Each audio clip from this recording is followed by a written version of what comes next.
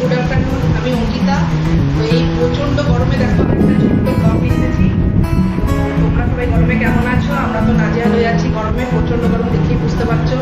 আর আমার মতো যারা রান্না করো তারা জানো যে এই গরমে কত কষ্ট রান্না করা, ঠিক আছে?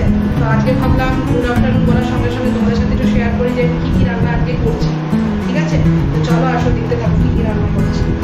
দেখো, এই হচ্ছে আমার ছোট্ট একটা রান্নাঘর, ঠিক আছে? এই যে ভাত আমি আপাতত হয়ে গেছে, এক ফুট দিয়ে দেখো রেখে দিয়েছি গরম গরম। এই দেখো আজকে হচ্ছে আমার এটাও হয়ে গেছে লাল শাক। দেখো এর মধ্যে আমি একটু বাদাম দিয়ে দিয়েছি ভেজে, যাতে টেস্টটা একটু ভালো হয়। লাল শাক, ঠিক আছে? আর এই দেখো এখানে আমার প্রসেস চলছে, এখানে কাটা হয়েছে, পেঁয়াজ কাটা হয়েছে, এই যে এখানে পেস্ট হয়ে গেছে, আদা রসুন লঙ্কা টমেটো সব পেস্ট করে রেখে দিয়েছি। আর আলু কেটে রাখা আছে, এই দেখো এই যে আলু কেটে রাখা আছে। আর তোমাদের দেখাচ্ছি যে কী করবো, এই দেখো দেখে বুঝতেই পারছো।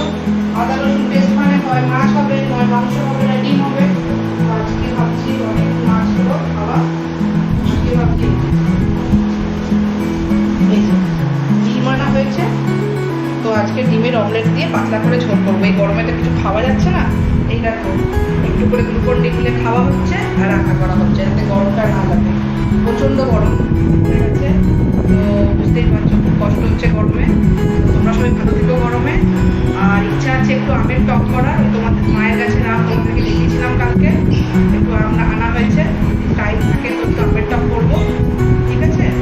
তো তোমরা খুব গরমে ভালো থেকো। আর বুঝতেই পারছো গরমে যতটা পারছি ততটা রান্না করছি, তোমাদের সাথে ভাবলাম একটু শেয়ার করি কীরকম রান্না করি। তোমরা দেখো, ভালো লাগলে অবশ্যই লাইক করো, ফলো করো। আর ইউটিউবে যারা বন্ধুরা আছো তারা সাবস্ক্রাইব করো, লাইক করো, কমেন্টও করো, যাতে আমি জানতে পারবো যে তোমাদের কেমন লাগছে আমার ভিডিও, ঠিক আছে? তোমরা গরমে এই গরমে রোদে তো কেউই বেরোই না দুপুরবেলায়, যতটা পারবে ঘরে থাকার চেষ্টা করবে। লাইট লাইট জামা কাপড় পরো, গ্লুকন ডি খেও, ঠিক আছে? যতটা পারবে ইলেকট্রল গ্লুকন ডি খেও, যাতে গরমটা না লাগে, লুটা না লাগে। সবাই ভালো থেকো।